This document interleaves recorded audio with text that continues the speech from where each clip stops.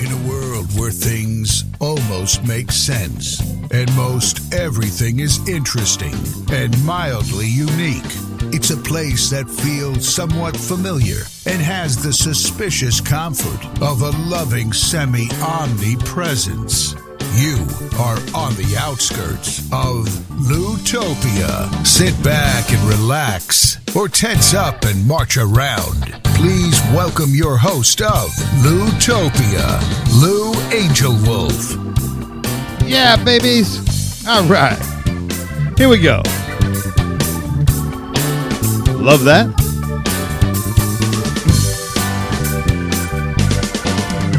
Here comes that beat. That beat means go. Welcome, ladies and gentlemen, to the Loutopia podcast. I'm Lou Angel Wolf, and next to me is my co-host, Michael Merberg. Good to see you, Lou. Good to see you, buddy. You look great today. Well, thank you. How you feeling? Great today. You have nice color today. You have nice color. Must be all the rain. And our producer, of course, over there on Mic 3, Chris Gorgeous. Yeah, hello. And we're actually off camera. We're joined by Kathy McGuire, who's just a conscientious objector. Overseer. She's a watcher. And the second half of the show, folks, as always, we have Beth Snyder joining us. Beth Snyder is my personal hypnotherapist and just a wonderful gal. And she has a lovely, lovely insight on everything. So welcome everybody on Facebook. If you dig this, give it a like, share it. You're welcome to do whatever you like with it. Subscribe to my channel. I don't know. Do whatever you like with it. Yeah, really. I mean, how can I control it? You put it on bread. You put Whatever you want to do with it. You can paint a house with it, or you can fix your car. Go skiing. Zip lining. It's like the most general thing to It do. gets rid of acne. It's lovely. Yeah, take my digital file and save the world. That's all you need, folks. Well, anyway, this show is about health, humor, and well-being, and we're well into the 150s as far as our episodes go. I know a lot of people really log all that stuff religiously, and I thank them for that. So I can go back because I'm getting to be a better record keeper, and we're going to announce the show. This is July 3rd, 2018, and we will be changing a little bit of formatting here in the next couple of weeks. We got some big announcements coming up. I'm almost ready to make the announcement, but I'm going to let it hold one more week. I like this comment that I seen on Facebook. It says, Michael seems like he has somewhere to go. Michael's waiting on an Uber. He's got to go to Brooksville, so he's waiting on a goober. Yeah. But anyway. Yeah, I'm here. It's okay. Yeah, Michael, I know you had a huge week. Lots and lots of stuff. Well, actually a short week because everybody theoretically gets off tomorrow. Yeah, except those of us who are self-employed. So I'm in the office again tomorrow. The self-employed know no holidays. I got briefs to get out for the disabled on July 4th. I mean, what a pleasure. Somebody cook me a hamburger, okay? Designer slingshot briefs. There they go. Yeah. And second half, like I said, we got Beth Snyder coming up. And ladies and gentlemen, this week's topic is what happened in 1969. I was just thinking about 1969 a couple of days ago. And, man, it was just like it was a great lever of time right there. In 1969, America was everything it thought it was. I really think we were at war. We're completely on drugs and delusional. It's before real pharmaceuticals got really good, so you had to rely on the stuff you got on the street, which was kind of tricky to begin with. But from what I've gathered online, Lou, and I'm putting a graphic nip on YouTube if you're watching on YouTube. Okay. It says it was the year that everything changed. So Yeah. I think it went from the black and white film to the color film. I think that's what happened. And we got into the color Oz. Yeah, I was just thinking, I was singing that song. Well, also, too, folks, let me just tell you how you can watch the Loutopia show every week before we get too involved here. Loutopia.com, which is the mothership, and that's where you'll find the Pacifist Riot, which is our Mellowfesto. And we're on YouTube Live. We're doing YouTube Live and Facebook Live right now. This old dinosaurs, I'm shaking off some decades of clay, and I'm going to start getting current on the social media. And you can also watch the show. We are also simulcast live on IRN Broadcast. That's irnbroadcast.com. You can download the app for free. Our buddy Mike Peter over there has a fine stable of local talk shows, and we're here in the Tampa Bay area, where consequently we are experiencing huge thunder showers and reckless weather. Your drive over had to be a little skittish. Yeah. You think people would learn how to drive in the rain? Learn how to drive, period. Yeah. Well, yeah. They can't do it when there's no rain. Well, the thing... The thing about living in Florida is you do get every kind of driver, and a lot of times you get people that have never even driven in the United States before, and it's a bit of a challenge. Yeah. You got to get past them as you're coming past the airport. Yeah, exactly. Yeah, you know the new rentals are out. Yes, they're getting the rental car. They sound so old. Getting the rental. I'm right there with it. Like, there's a time in your life when you go from talking about certain things to traffic and your health. The two things that you start talking, my ass hurts, or this drive over, I had to go by this is what you said, you had to go by the airport, the damn airport. It's so crowded over there. And then other guys will just join in. They'll join, you know what, that's a sucky road too, I don't like that road. Yeah. They need to fix that. I don't know what my tax dollars are doing. They're certainly not going for my health. I know that. They seem to be able to transition between the two seamlessly. Yeah. That's great. Well, and I'm one of those guys. Well, like we were saying, we were talking about 1969, and it really was a crazy. I was 10 years old in 1969. You weren't, you were 13? 13 going on 14. Nice. I was 4. 4? Yep. And Kathy, you weren't even here yet. No, I was 4. You were 4? Oh, you guys are the same age. Okay, cool. Oh, very Gen good. Xers, baby. Yeah, well, I remember, 1969, for one, I lived in Toms River, New Jersey, the first half of it, and that's when I moved to Florida. Was the second half of Sorry about 1969. Yeah, I know. And the New York Mets won the World Series in 1969, and I think that was part of the big sea change. Let's do this. I got some stats. I pulled up on the. Can I just go through a couple of stats? So we're on. Okay, sure. Yeah. Okay, so 1969. Let's see. First Concorde test flight is conducted in France. Okay. Interesting. Not just U.S. stuff. Concorde. Yep, a Concorde in France. Yeah, I believe in here. Do they still fly those? Yeah. Okay. Don't they? I think they do. No. No? They're done? No. Oh, all right. Yeah, been done about a decade. Okay. Boeing 747 jumbo jet makes its debut. Uh-huh. Pontiac Firebird Trans Am. That's the epitome of the American muscle car. It's introduced. 455 cubic inches of power there, buddy. About 410 horsepower at the crankshaft. That's what I'm saying. Yeah, but how are your hemorrhoids? That's what I want to know. All right. Woodstock attracts more than 350,000 people. My mother went to Woodstock. Did she really? Yeah. Yeah. They didn't actually get all the way in. You know, it's amazing how many people have gone to Woodstock, but only 350,000 people went. All right. Yeah. No, she was in a band, actually, Kane's Cousins, yeah. Anyway. Your mom was in a band? Oh, yeah. Oh, dude. Yeah, my mother was a singer. Oh. Before she found the alcohol. Look. Kathy's a singer. Yeah, right. Members of a cult led by Charles Manson murder 5 people. That was in 1969. Oh. Chappaquiddick, Senator Kennedy involved in Chappaquiddick. That happened. Chappaquiddick was a crazy time. Yeah. PBS was established. Okay. The first man has landed on the moon, or not, depending on what you believe. Yeah. Theoretically, the first man landed on the moon. I don't know. By Neil Armstrong and Edwin Buzz, if that's, in fact, their real names. Let's go with cost of living. How much do you think it was, cost of living? Cost of living was... let's say this, annual income. What do you think, Lou? I don't know, 20,000? 8,500. 8,500? That's all we made back then? Well, that was the average. Average, okay. Yeah, I'm sure Trump made a lot more. But you could still afford a home on the lake and to put your kids through college and a new car every 3 or 4 years. Average cost of a house was $15,000. Oh, well, there you go. 15.5. A new car was about $1,900. Okay. Yeah, I remember that. Oh, I'm sorry. Average cost of a new car, $3,270. Let's dwell on that for a little bit. Okay. The average cost of a new car, if you include cars that had like options and stuff. But in 1970, Ford introduced the Maverick, which was basically a stretch Pinto. It introduced the Maverick, which was a 6-cylinder. A lot of them came with a standard shift. Yeah, they also had the 302 and a V8 though. But that's your Maverick grabber. You can get that one. Yeah. but that car was 1995, brand new. And Datsun wasn't even Nissan back then. It was Datsun. They had a car called the Honey. No, the Honeybee came out later. There's a car named the Honeybee. Honeybee. Oh, That's yeah. ridiculous. It had this little dinky motor, I but it bet got it did. like 45 miles to the gallon back then through a carburetor. Could go underwater. Yeah, it could. It could pollinate your garden.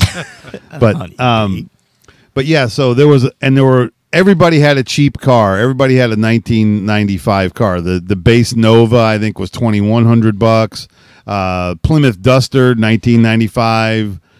Dodge Demon was the same. So yeah, basic cars were really cheap, and you could drive a new car, and your car payments were like $65 a month. But then again, in scale, it was a chunk of change. If you were only making $8,500 a year, that was $65 a month was something you had to count. Yeah. I mean, now these days, I mean, with the inflation, and I think I drop $60 out of my wallet every month, and or I no, that's I have the opposite. They take it from me at Planet Fitness. I get to drive by it. I remember at a certain time in my life when I thought making $10 an hour, I had arrived. Yeah. You know what I mean? I was like, $10 an hour? Yeah. You bet it. Suck on that, bitches. So look at me. Yeah. Yeah, I remember minimum wage then was about $1.68 an hour. Yeah. I think it was less than. I think it was $1.35. Was it? Yeah. I remember 168, and then having it raised to $1.78 an hour. And that was, yeah. Where were you guys emotionally? Because you both were teenagers back then. The whole country's in upheaval over the Vietnam War. Lots of the protesting. The very fabric of the country was changing as far as like what was socially normal, what was accepted. Morality was shifting. You guys were teenagers. You're in your prime. Well, I was 10, but I was 10. I was alert. Alert, yeah. And My son knows who Trump is. Sure he is. Yeah, he knows what's going on. And at the time, that's when all the Richard Nixon, I'm not a crook, Watergate stuff. Those few years there. Yeah, that was actually 72, 73. It came a little bit after. National Lampoon was making it on the scene. Playboy was still big. Yeah, Playboy was huge back then. People coming back in body bags.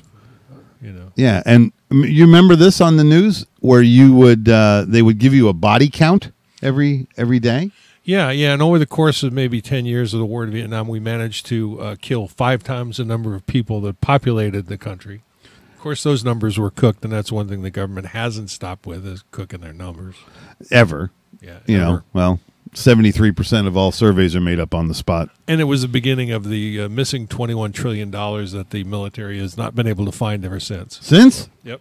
Well, Rumsfeld lost 2.3 right before 9/11. Yeah, but they realized when they didn't have to be accountable for 2.3 million, they could run it on up the flagpole and nobody would even know about it. Well, and that's the thing. I got to say, as a manipulation system, the United States government has really done a hell of a job because they've got so many of us just running the maze, doing exactly what they hoped we would do. They give us a stipend so we can live in a climate-controlled environment and, eat regularly. So they like us for that, okay? But really, and there's a lot of ways around, if you try hard, you can make a living. If you move here, you can have a much better life than wherever it was you were. All that kind of stuff is still true today. But what was going on back then in 1969 we still had a believability. The fact that the whole Nixon, I got to say that the Nixon thing, I mean, aside from the traumatic shock that we were in over Kennedy, we sat through LBJ for the remainder of that. Nixon had just become president in 1969. Yeah, in November 69. And or November 68 and 69 he was the president. And then here was a new guy. I mean, but I've read a couple books on Nixon and seen a couple of. He was a schmuck, and he was an egomaniacal. Yeah, he was waiting there. Maniac. He was waiting for Kennedy to get assassinated. So he was just another one of the military-industrial complex that continued to run the country throughout. Yeah, he was one of them. That's for sure. Certainly was. But what I'm saying is that was the first time that our well, not in within recent memory. I guess during the 30s and 40s there was a lot of treachery going on as well. But this was the first televised ones. This was, you could see government foul play on the evening news at this point. And it was like, whoa, we were all so offended. These are people that we worked hard and elected and all this stuff. And I really think that was the first little tear in the veil. We do, we've been working as hard as we can to keep it together, keep the American thing going. And we also had things known as factories.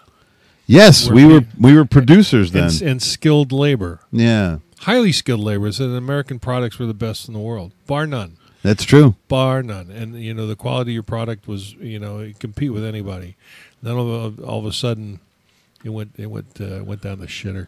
Well, we started exporting everything, and that's what we're talking about this week. Our topic is 1969. Whatever happened in 1969? It ended. And my friend Elliot Hoops writes in, then 1970 happened. Yeah. I don't know what I would do without Elliot. And New Year's came, and then Golden Boy. that was it. It's like then they changed the car styles. Well, one of the things that has not been covered yet, and truly life-changing, Led Zeppelin's first album came out. Yep. Also, Lyle Stevens said the song "Sugar Sugar" came out. The Archies.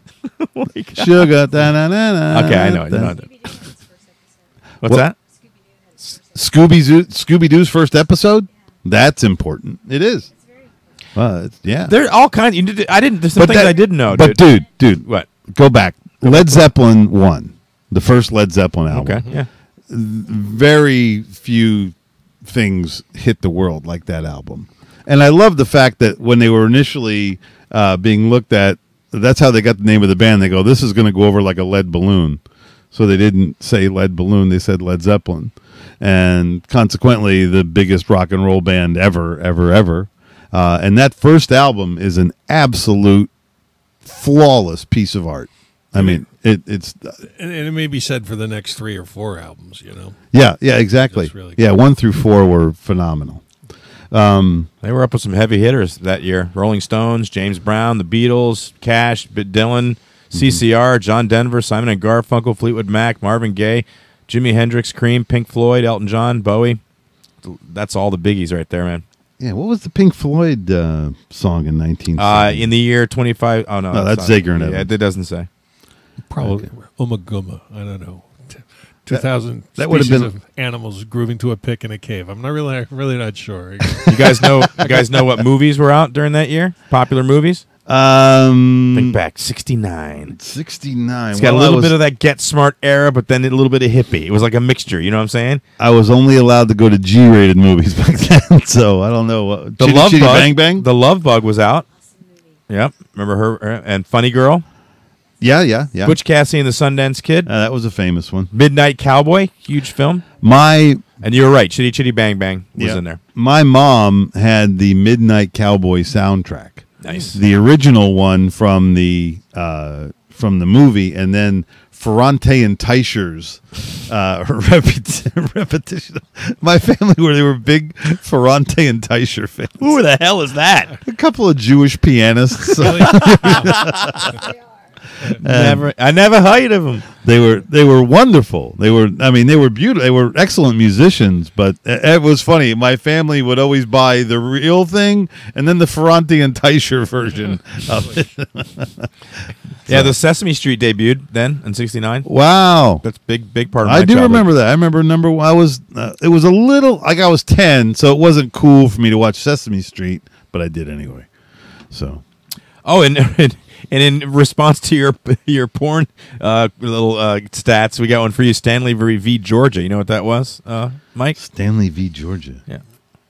Yeah, my recall from constitutional law, but yeah, that was a big time for porn. Yeah. State may not prohibit mere possession of obscene materials for personal use.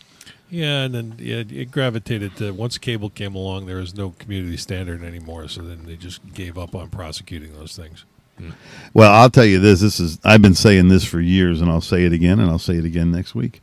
When they come up with holographic porn that you can afford, that you can buy for $1,000 or whatever, when they have holographic porn in your house, it's the end of seeing people outside. Yeah, you won't see people I'll outdoors. still go outside. You won't see people outdoors. I'll still go out. I can't live in. No. Yeah. I got to go out. Well, Unless okay, you won't see me for 7 minutes a day. 7 minutes a day. I'm like a 7-minute guy. The porn thing, I don't like. I have a buddy who's like, if they ever get self-driving cars completely, that'd be great because then I can masturbate in the car. I'm like, what? Why? Can't you wait till you're at a house or a building or something? Like, how bad is it where you got to break one out in traffic? I don't get that at all. Here's an interesting stat, too, that I did not know. Walmart becomes incorporated. I did not know they were that old. Wow. Yeah, I don't remember Walmart from back then. Do you? Well, they weren't around. They were up in Arkansas. Oh, was that what it was? Yeah. Oh, okay, so regional thing. Yeah, 1969. They Walmart, and they became Walmart stores. Walmarts. Now they're just Walmarts. Walmart. Over to the Walmarts. But, so 69, incredible year. And if you want to, on the other end of cars, we were talking about cheap cars, but in 1969, 1970, some of the most badass muscle cars were ever made.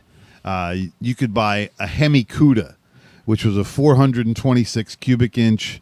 They advertised 450 horsepower. I'm a little dull there, but 450 horsepower, and you could buy that car in the $5,000 range. Right. Wasn't that the one they used in Vanishing Point?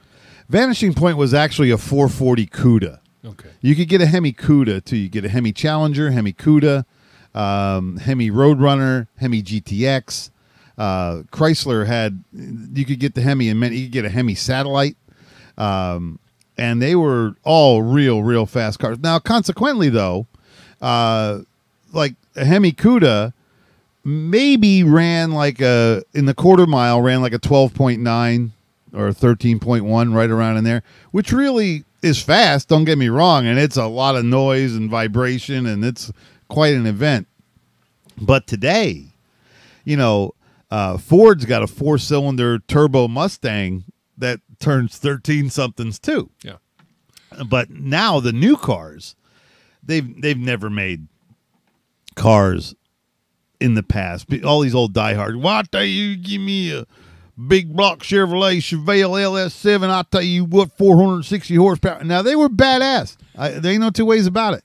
But these new LS motors that Chevrolet has, they like you can buy a Corvette, I think, with 707 horsepower. And they go, here's the keys, Mr. Angel Wolf. Have fun. It just and the electronic fuel injection and the way they hop up cars these days is amazing. It used to have to, change the exhaust and bolt on headers and intake manifolds and rework the carburetor and the distributor and all that other stuff. And DUIs were still legal. I'm going to get to that. They were still legal? Yeah. They would if they caught you drunk behind the wheel, they'd pull you over. They'd take you to the station where you can call somebody to pick you up, and then you get a ride home and have somebody pick up your car. And for the most part, it wasn't a prosecutable crime because everybody did it, and everybody was frickin' toasted on on any kind of whiskey you can think of anyway. Cocktails. Completely inebriated society. Yeah. And then came along pot, and then people started having to think about what they were doing, so they drank less. And they instituted DUI laws because, hey, let's face it, the pop smokers were the conscientious ones. Sure. And then we got the mess we got today. Well, even into the mid-'70s, I graduated Dunedin High School in 1978, which meant I did a lot of partying in 74, 75, 76, 77. And I remember, like, during 77, if you got pulled over with open containers in the car, first off, the cop would say, a lot of them would say, hey, man, you need to put that stuff in the trunk till you get home. Who's the least drunk of the rest of you? You change seats, you drive home. And actually, if you got a hardcore cop, he'd make you pour it out. Yep. And you're sitting there going, man, that was $4 worth of beer. But only if you're underage. Yeah, They'd still right. let you go if you're 18 or over when they changed the law to 21. It was like expected. You on your way home from work, you grab a beer, pop one open, keep it between your legs, and Right. have a drink on the way home. Yep. Nice, a beer wouldn't kill you. Of course not. Then people took it out of hand. But now, holy smokes! Oh, God, yeah. Now, I was gonna have a few beers on the way home dude, after the ones I had at work, Yeah, and then when I get home, I'm gonna have 4 more. this is no kidding. If you, because it's a long wait for dinner. I know. I don't eat it anymore. I don't. I just I had barley's food. As I have liquid lunch at 8 o'clock at night. Barley's food. Barley, Oats are hops. Hops of food. Anyway, I've heard that argument. But anyway, Like seriously, yes, yeah. that's funny. How there's nutrition in beer. But Technically, I guess there's minute particles of nutrition in there. I think it would be better than not having beer. Yeah, well, But all you'd have to do these days, right now, is leave work, stop and pick up a 16-ounce beer, okay, sip it between your legs, and get pulled over 2 blocks from your house, and your life turns upside down. go to Right. prison. Well, not quite. But you will incur, the average cost of covering a DUI with courts and everything? couple is grand. $10,000 now, No, Michael? I think it's like 3 or 4 at least. Depends. Yeah, right. It depends on what you do when you got that thing. If you hit somebody or do something like that, yeah, it Right. could be a lot Now, more. but this is just a simple traffic stop. Yeah. You're Where found with an open container. yeah, The guy makes you blow. Oh, and you you fail. blow over Ooh. because you just finished it. prison. Okay. But no, they're going to suspend your driver's license. They're going to you're going to pay hefty fines, and you are now subject to increased insurance rates the rest of your life. And yeah, from there on out, if you do get a DUI, every time they pull up your plate, they see you have a DUI before. So it's like, let's follow this guy. It could be an interesting little tale. Let's quiz him. Let's see how he's doing on his Yeah. sobriety. Yeah, drunk before and drunk now. Let's watch. So Go in the lane. and believe me, I'm not defending drunk driving in any shape, form, or manner. I think it's the most ridiculous, immature thing you can do. You guys should go to prison. But but I'm a big man. I'm 6'3", 280 pounds, and I can drink a beer and be just fine. I don't need to have my life turned upside down, but I don't enjoy beers because that can happen. Think about the people that smoke pot and their life is turned upside down. I do think of those. They do people. go to prison, actually. Well, in some states. Yeah, they go to prison. Yeah, there's guys doing time in Oklahoma for bags of weed. Yeah, it's crazy. You know, Yeah, but I mean, yeah. I don't know, Michael. How does that stand? I mean, is that just like it's a state law? That's how it goes. How was it in '69? Well, it was, you were looking at real time. I mean, Yeah. Seriously? You get busted with an ounce in '69. People going away for minimum years. And so that was big stuff back then. I thought they hadn't decided what they were doing with it. No, they did. I grew up. I grew up in New Jersey, and you were looking at significant time. Jeez. Same thing in Florida. I mean, believe they had a in this jurisdiction, a couple of cases where guys passing around a joint, 10, 11 guys smoking dope together. They get busted one joint, 13 guys go to jail, and the guy who supplied the pot, the joint goes to prison. wow. Yeah, I mean that was serious stuff, But what I'm saying is, if there's a guy in there under the old rules, or he's doing time for I don't know, under 10 grams of pot or whatever From like '69? from whenever. But I He's can't. staying in there, leave him. I mean- Well, the Rockefeller law was passed in New York State in 1976. What is that, Mike? 76 or 7. It made possession of a quarter ounce of marijuana a Class D felony. So you were looking at 5 years for a nickel bag. Well, and then they started all that minimum Right. mandatory crap, and yeah. Yeah, that was a whole nother movement where people didn't trust the courts anymore. And Yeah. the legislatures wanted to, steal their power back and, made minimum mandatory the law federally and in most states. Mr. Lou, Yes, I have a question for you. We're at the top of the hour. we're just going to keep rolling, buddy. Okay. I That's it. think we lose people when we take the break. All right, no break. Perfect. So we're not going to break. all right, And, so then she'll come in on Skype, and I'll patch through when she's ready. yeah. Now, like I said, in the second half of the show, folks, I'd like to thank you all for hanging with us. If you're still with us, all my Facebook pals, and it's amazing the power of the Facebook thing, because I've been doing the Grease Gurus. How many we got now?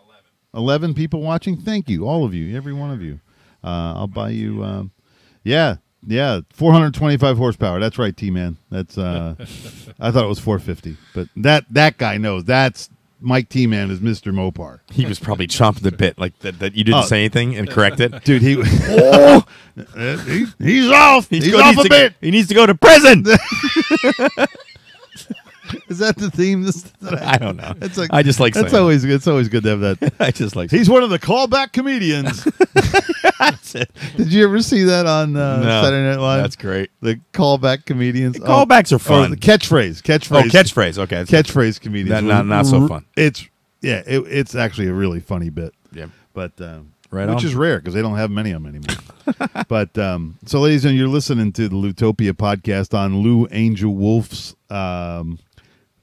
Facebook page. Also on Saturday mornings, you can catch me again talking about cars and whatnot on the Grease Gurus, and we are on.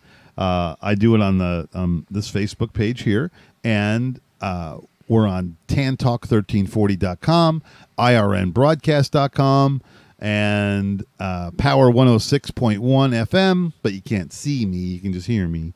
So, but if you want to see me. Huh? What a jip. It is a jip, isn't it? You get this, I have a nice clean shirt. I wonder what that guy looks like. Well, you'll never know. Well, you know, it's really interesting. I've got my 40th high school reunion coming up in I don't know, 6-8 weeks, something like that. And I've been Lou Angel Wolf since 1980. Just sounds so weird. When you become someone else. Yeah. When you adopt the stage name. Yeah. But really, the actual truth behind my stage name is... I've been calling you that. I feel like an idiot. I've been calling you that the whole time, and it's not your name, and I did not know that. Really? Well, and my name should be a fake name, and it's not. You know what I mean? So people call me that, I'm sure, like, that can't be his real name. And it is. Chris Gorgeous. Yeah. But it's the other kind of gorgeous. It doesn't matter. It's still dorky, but my point is it's that... It's like fjords and deltas. What? That's what those kind of gorges are. It's a gorge. Oh, right. Like a dam. Like a dam. Yeah. All right. See, well, anyway, three gorges. My real name is Lee Carlson Dieter. Ooh, is it okay to say that out loud? Sure. What the hell? dude, it's 2018. Everybody know. They can know that. Wait. Think about it. My favorite cereal's Captain Crunch. Think about it. Yeah. Well, anyway, I started using my original name when I was doing stand-up, but Lee Dieter sounds like Weed Eater over a PA system. And that is an absolute legitimate... About the third time they called me Weed Eater, I went, I got to do something about this. You sure they weren't just messing your name up? Well, on a PA system, ladies and gentlemen, Weed Eater. My friends call me Paco, but you should have came out and just Weed Eater. Yeah, you should have just came out and ring, zing, made weed mechanical noises. So, anyway, I wrote a story many years ago about this character. It was in junior high in English class, and it was a story. You had the completely fictional story about a fictional character having a fictional experience, and I wrote a story about a young Native American boy's right to passage, and his right to passage was he had to rid his camp of a wolf. A wolf had been coming and harassing people. This is the origin of your name? Yeah. Oh, yeah. shit. Well, okay. Anyway. Wish I had music for this. It's okay. It's all right. And maybe we'll do it another day. And so when it came time for him to actually kill the wolf, he couldn't do it. And he went back to the chief and said, "You don't have to worry about the wolf anymore." And he's gone. And he wouldn't admit that he didn't kill him, but what he did, he let him into the next passage where he couldn't come back. Okay, so I thought. I didn't know much about wolf climbing back then, but anyway, but the chief knew that he didn't kill him, so he says, "You are that wolf's angel. Your tribal name is Angel Wolf," and I've been carrying that around with me for a lot of years. And Lou is my dad's name. Is my dad's name, and my dad is probably one of the main reasons I do comedy today. He used to tell me jokes, no matter how inappropriate they were at whatever age, and and my dad and my mom have a really great sense of humor. My dad's passed, but my mom still a funny lady at 80 years old almost. And so anyway, Lou Angel Wolf, it was ancestry 2 layers deep. That's beautiful. And it came out, it sounded good, and I kind of looked the part. I think it fits you. I thought it was your natural God-given name. A lot of people do. Now I'm really disappointed. Well, sorry. I feel fooled. I feel like the facade has been played on me. Lee Dieter still loves you. Yeah. That's not the same thing, is it? Lee Dieter. It's not the same thing as being loved by Lou Angel. Hey, listen, Lee Dieter wants to tell you. I just immediately I'm like, yeah, okay. I'm with you. All right, yeah. All right. Yeah. Tell me he owes me $20. Well, ladies and gentlemen, like I promised you the first half of the program here on Loutopia, we're covering the topic of 1969, and but our special guest host for the second half is the lovely and talented Beth Snyder. Hi, Beth. Well, good evening, everybody. Blast from the past night, huh? 1969. Yeah, you were just born. That was the year you were born, correct? I was born, yeah. Were you celebrating white privilege and, and misogyny and America's favorite corporate sport? war machine? Lynchings. Not much has changed. Yeah, well, we were at war, which America always is. It's funny you say that, Beth, because that's what I was like. I was like, what is it with these white guys? And like, remember back in the 60s? Remember back in the 50s? Let it go. Terrible. I mean, African Americans didn't even get the right to vote until 1965. So thank God 1969 is over. It was horrible for everybody but white guys. Well, that's the corner of the table I'm shooting from. Actually, they had the right to vote before that, but was it? Yeah. of course they did. It's the Civil Rights Act of 1964 that really kind of made statutory the need for equality in the country, and that was actually brought about by the Asian Americans. Really? Strangely enough, yeah. Huh. It was brought forth to address the issues that Asian Americans had. They weren't allowed to bring their spouses over, so we had this gigantic, number of Asian Americans who, couldn't reproduce because of the laws that were on the books. Ah. Yeah. Or had they been neutered? Well, they had that option. Yeah. Yeah. Well, because they've been neutering us for a long time. Well, but what we were talking about, Beth, was right around this time, 69, when you came to Earth, coincidentally. That's right. It's when we first started getting our real televised cracks in the government being shown on television. Of course, a couple years later, we had the whole Nixon Watergate thing.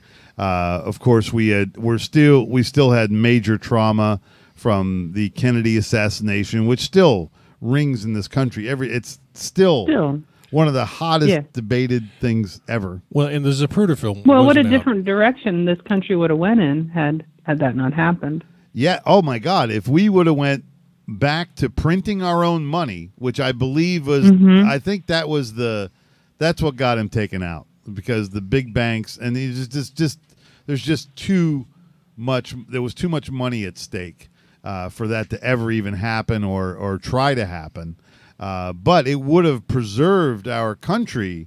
It would have taken the control away from the global banking system, which is so deeply ingrained that the Rothschilds and the Bilderberg Group and all the bankers,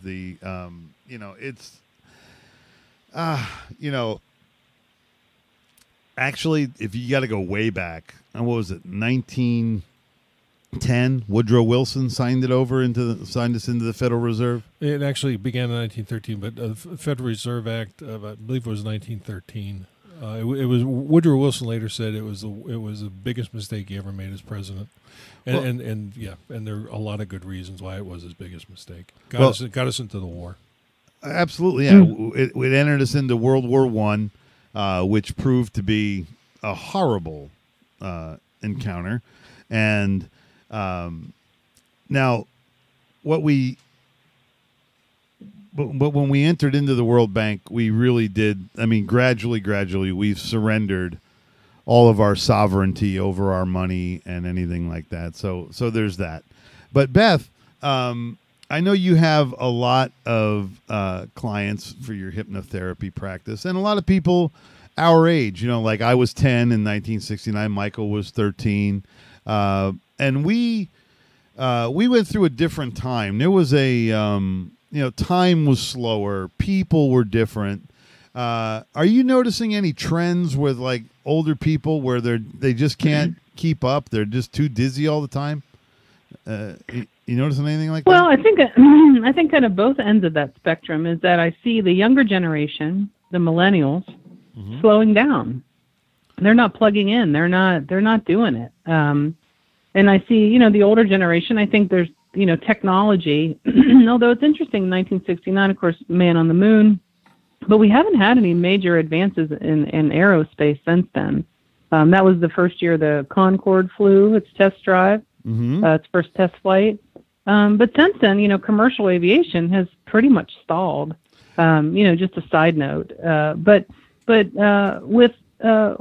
the younger generation, they're not being as busy. They're more mindful of their time. They're bringing more balance into their life in the world now, and they're getting a lot of ridicule for that. Of course, the snowflakes and there's just a lot of ridicule, and I think that really stems from a lot of jealousy that the Gen X and Gen Y and the baby boomers kind of have against them because they're caught in the machine. And they're not sure really how to get out, and they think, how dare you get on the same, rat wheel that we've been on, or else you're worthless, you're no good. And they're going, yeah, it doesn't look so great over there. I'm not going to do it. And technology allows me not to have to.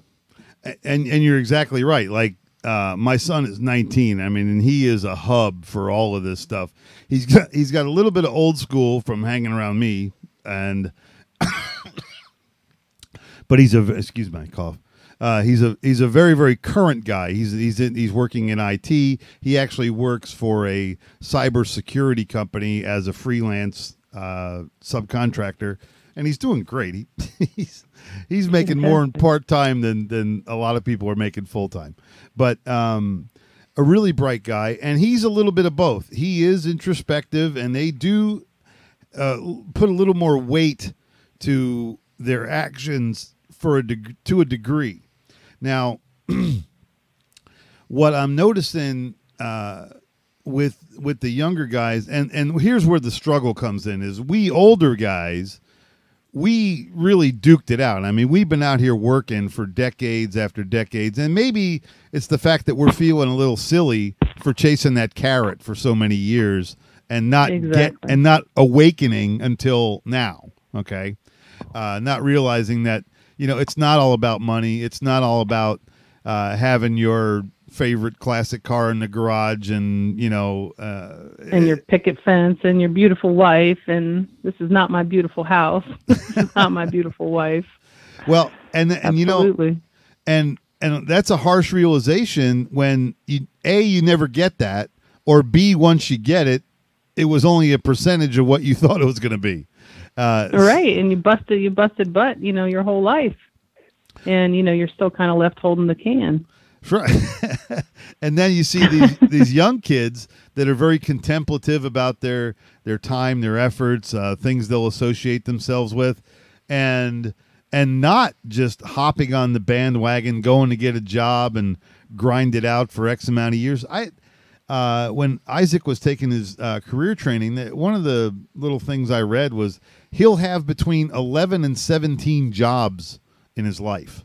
Yeah. And in 1969, man, that was labor unions, and you got the mill job, and your dad got you into the mill, and that was it. Yep.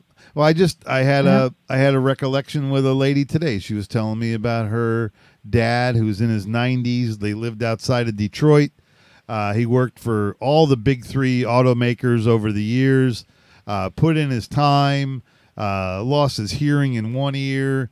And then, as soon as he was old enough, they gave him a silver watch because he wasn't in management, and they put him out. They put him out to pasture, Exactly. Now, I will say, but they said with the cost of living raises, he was actually making more 20 years after he was retired than he made when he was working week to week.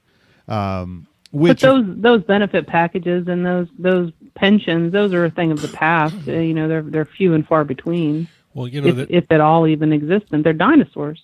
That's a result of globalism. What happened is once they opened up this free trade, even before that, the unions were actually really kind of padding their plans and holding production to their feet to the fire. Ford, GM, and the built-in cost for every automobile, right? Was 25-30%. And then we became non-competitive, and then we put up trade barriers under Nixon. We had wage freezes, we had price freezes, we had an economy that was all screwed up, and that all went down the shitter. Excuse my French.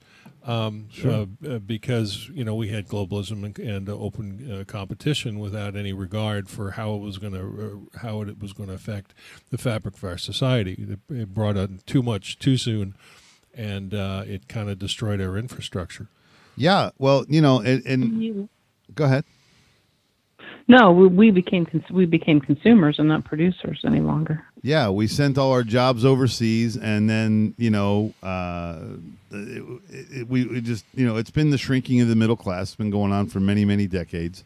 But the thing that what you ought to look at from a business point of view is they paid this guy X amount of a decent living wage in the 60s to put that fender on that Chevy Impala, and now they're paying him 30 years later to put that same fender on that 69 Chevy. So in a way, I can't say it was the best business move for a corporation, but we were different at heart back then. We really, really thought we were making a difference. We really did not realize how small of a cog we were on the wheels. And I think as time has worn on, and especially with the exporting of jobs and sending stuff overseas to get it done at a tenth of the price it would cost you to have done here, it's not as good, but it kind of looks like it's supposed to. And once we have lowered our standards to a point of acceptance, you look at the bottom line of a corporation that was orchestrating those things, and you find that they were right. They were right. They got it. They got the product to market and ultimately consumed for a much, much lower percentage as what it would have cost you to pay a union guy, pay him a pension, do all these other things, consequently making the corporation more liquid. Yeah, but the money goes. Well, and the money flows out. Go ahead, Beth. No, I think it just speaks to that there's a need for a new model, and I think there's some exciting companies out there that are doing that. Making companies more.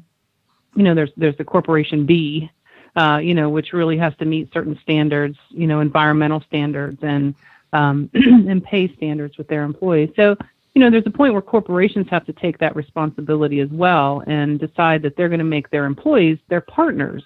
But as long as we stay in this, this model, this Wall Street model of corporations, and we continue to have money be the thing that we worship over human life, then, we've given our power away. And it's always interesting to me that corporations are called entities because they feel like that. They are. Yeah. It's a corporate entity. And it's something outside of us that we've given all this power to. So I think, especially with this new generation and there are some exciting trends moving in that direction. But there's a point where corporations have to take responsibility for it and stop pointing fingers at the government. And say, what, our people are more important than our bottom line. And, our shareholders, them making extra money can't be the end all be all of life on Earth. That's true. Well, it's been the law since the 1980s that the sole purpose for a corporation is the profit of the shareholders. You know, in the 60s Exactly. and 70s, there was corporate membership in society. That because of the way and the change of our laws and the composition of the courts and how they look at, especially the Supreme Court, and how they look at corporations has completely changed. And that's been the case now for going on 40 years. The bottom line is that the corporation has absolutely no responsibility to anybody but the shareholders. When you realize that the shareholders of all the American corporations are multinational, they're people in China, they're in people all over the world, Right. and they could care less what happens in Sheboygan. Careless. How's it going to play in Peoria? But It is true. So at some point, that model has to change, and I think that comes with the innovators and the entrepreneurs and the startups and big corporations looking at themselves and going, is there another way that we could do this? Yes, exactly. And you know what else is happening now too, Beth? We covered in the first half of the show that the average cost of a new home back then was $15,500. We should have bought them all. I could have bought one when I was a baby. I think I got enough from the couch cushion. But I just read a really interesting article about the houseless, not necessarily the homeless, but the houseless. Because you can do so many jobs remotely now that you don't have to go to a brick and mortar place and report and Right. clock in and do all that stuff, that a lot of your work is done online or with some sort of program. That what's happening is people are they're buying an RV, Yep. they're doing a travel trailer, Tiny house. they're doing tiny houses. Yeah. Um, My web girl, she's terrific, but I never know where I'm going to talk to her. She's all over the country. Really? So with friends and family and festivals and here and there, she does a fantastic job for me. Every time I talk to her, she's, where are you at now? I'm in this city, or I'm in this town, or I'm doing this. So, what an incredible life. And I'm sure she's easily making six figures. And so, that's the lifestyle that I don't think any of us would have ever even dreamed of, Sure. Kind of coming up through those years. That's what we're going to do for Kathy McGuire, who's our web gal here. So we're gonna make her six figures so she can travel around and sing. She has such a beautiful voice, but like so many of us, she's caught in the maze. She's got to work, she's got to earn, and but she really is quite an expressive artist, and I'm all pro Kathy. So. But what I'm seeing is there has definitely been a raise of consciousness since back then. Now, I'll also say 1969, that was probably one of the most boorish times in history for men. It was so masochistic, and women were. It was all about meeting chicks and having drinks and wearing brute and. Before cocaine became, widely available, you actually had to hone your game. PC. It was the PC period. Cocaine. Yeah, then cocaine came and perfected it all. But that's right. Yeah, and that ushered in the 70s. That was a whole new vibe. But what a jump, right, from the 60s to the 70s. Huge. That's what I said. It's we said that in the first half. It was like when Wizard of Oz went from black and white to color. Yeah, It literally. exactly. That's what it felt. Well, when you see when you watch Woodstock and you see the kids that were there, and then you see the older guys that live in the neighborhood around there, and they're like, that's the epitome of the 60s. Most of them are really cool with the kids, but you can see the difference in the two groups of people. It's insane. Here's this guy, and he's got his polyester pants and his nice dress shirt, and here's the kid who's got no shirt. And he's like, how beautiful! Yeah, that consciousness movement came out of there, right? So that peace and love, and that was such a huge liberal movement of open thought and open love, and really breaking the bounds of these stringent kind of Christian ways of being. It's just fantastic, and I love that it's still happening. But look how still to this day, the oppression is always in place, right? To if that could be completely smoked out, they would love to do that. You're exactly right, and what we're noticing, and this is the same thing with the Loutopia podcast, is we are, we're all about the peace and love. The core of the show is the pacifist riot, to where we all need to gather together and send love anonymously out into the universe, simply because you have it, it's expendable, and it multiplies. It's the nicest thing you can do for yourself, is to send out anonymous gifts of love to wherever it lands. Just know that thread is in you, and it's in every living thing. So when you amplify that, more and more people are getting this. More and more people are understanding that the awareness level has really, really reached a noticeable level. And go ahead. Yeah, I just wanted to mention, I think that the biggest thing that happened culturally in 1969 was the release on July 14th of Easy Rider. Wow. What you had was the end of an era and the beginning of an era, and it all takes place with a couple shotgun blasts at the end of the movie. Yeah, exactly. Damn And hippies. now he's ranting on Twitter now. Have you seen his rants? Peter Fonda. He's totally off the rail. Should have been a real shotgun blast. Oh man, he's still shooting that shotgun.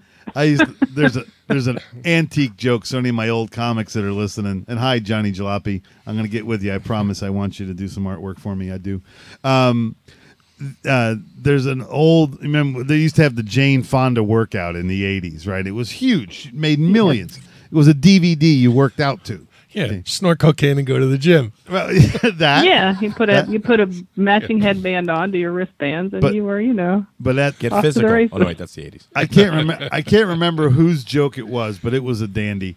It was like, hey, yeah, he goes, I'm not on the Jane Fonda diet. I'm on the Peter Fonda diet.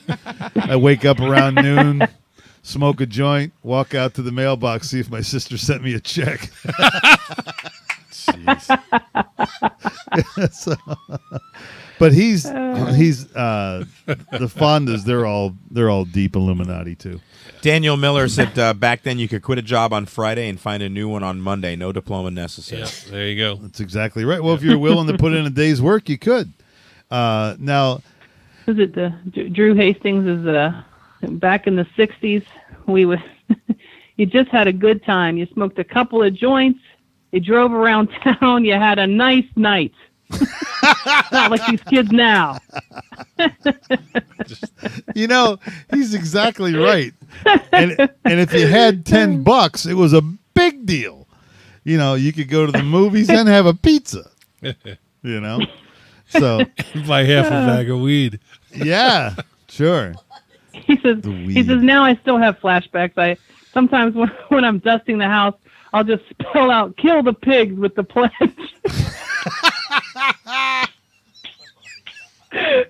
That's funny. That's funny. Yeah, and well, 1969, and then wasn't it Kent State too? Wasn't 69 Kent State, or was that 70? I don't know. I have to look that one up. Yes. Well, anyway, it was that time, and there really was a big separation, and I can tell you that the powers that were feeling.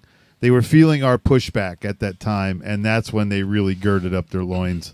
And consequently, ever since then, we've been losing our rights, year by year, less and less. Just everything since 9/11. I mean, there's so much crap that we got to do. Oh, it's ridiculous. 1970, May 4th was Kent State. 1970, May 4th. Well, ladies and gentlemen, but you go to the airport, right? I mean, that's a ridiculous experience now compared to what it was like to fly before. Yeah, it was like smoke. It was smoker's paradise before. I think it's much more pleasant now. Yeah, that was terrible. You didn't have to travel with my mother. You could go to the gate. You could walk your person to the gate. People were human beings with each other. Now it's insanity. They know everybody that's getting on every plane. Come on. You think the NSA doesn't know who I am when I get on a plane? Are you kidding me? From the moment I buy a ticket? Yes. But I got to stand there like a monkey and take my shoes off and get felt up by, JoJo Brown as I'm going through. It's nuts. Oh, you're so beautiful, Beth. Well, ladies and gentlemen, believe it or not, we are at the end of another show. Full hour. And Beth, thank you so much for sharing with us and my little gift from 1969. We love you so much. Thank you.